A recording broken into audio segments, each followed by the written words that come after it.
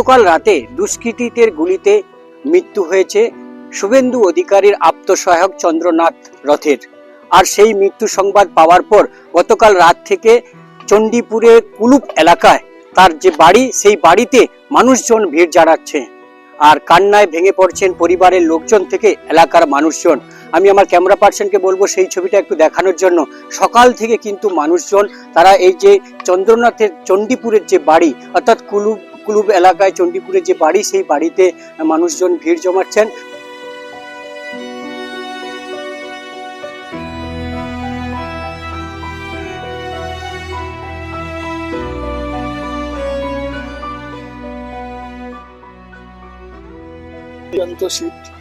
বলছি, এই খবর শোনার পর মনে হচ্ছে কি বলবো, আর মনে কোনো আর জাগছে না কি এমন ভাবে লোকটা মারা গেল।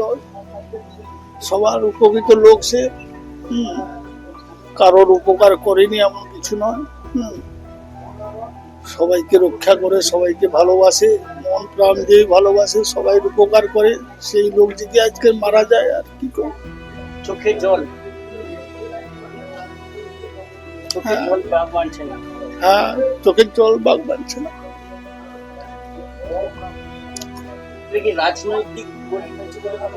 রাজনীতি দিকই হয়েছে, তো রাজনীতি করে প্ল্যান করে মারা হয়েছে।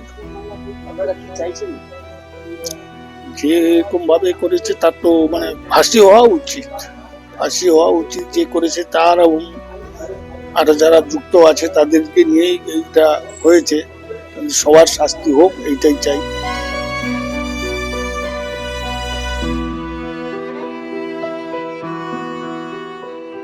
অনেক আফসোসের কথা এখন মনে হয়।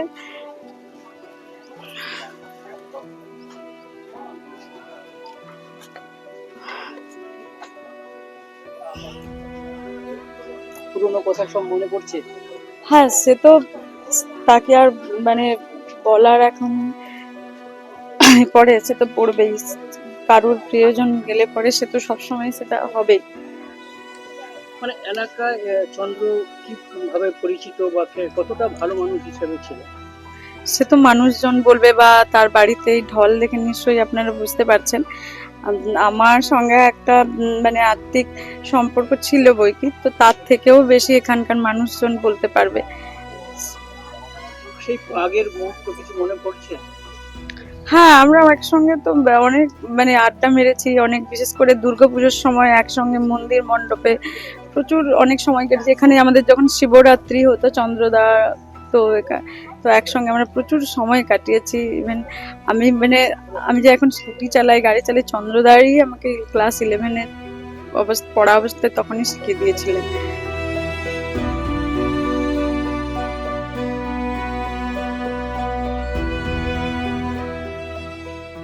ইতিমধ্যে চণ্ডীপুর বিধানসভার যিনি বিজেপির বিধায়ক হয়েছেন, সেই পীযূষ কান্তি পণ্ডা, যাকে চিকিৎসক হিসাবে মানুষজন, তিনি কিন্তু ইতিমধ্যে পরিবারের সঙ্গে দেখা করতে এসেছেন, পরিবারের লোকের সঙ্গে তিনি দেখা করছেন এবং সকাল থেকে আমরা দেখতে পাচ্ছি মানুষজন কাতারে কাতারে আসছেন এবং তার পরিবারকে সমবেদনা জানাচ্ছেন।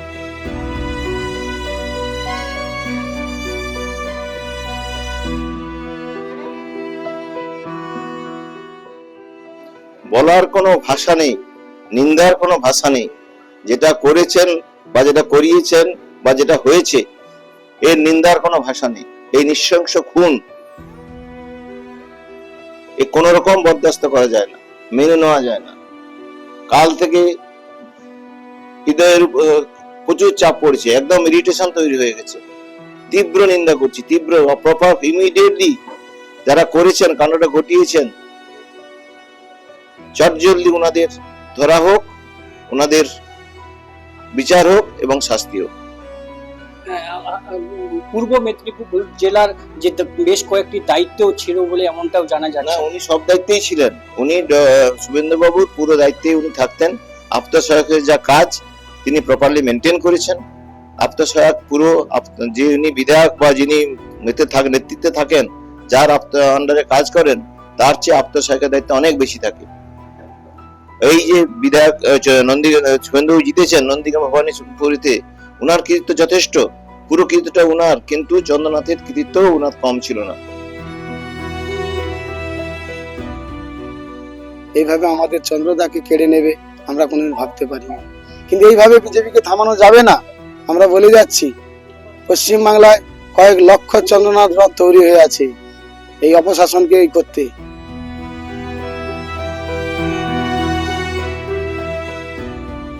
আর কিছু সময়ের মধ্যেই কিন্তু তার দেহ এই যে চণ্ডীপুরের কুলুপ এলাকা, সেই কুলুপ এলাকায় এসে পৌঁছাবে।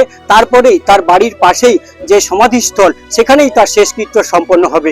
পূর্ব মেদিনীপুর থেকে রঞ্জন মাইতি।